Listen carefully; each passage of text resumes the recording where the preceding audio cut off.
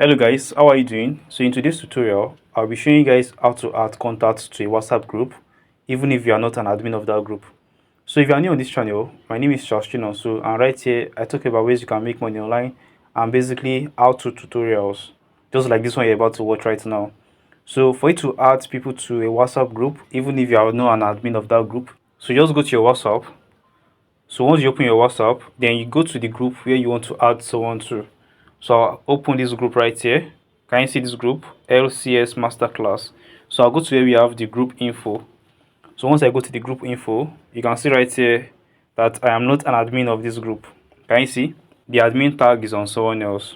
So what I'll do at this point is just scroll up to, you can see right here we have something like add members.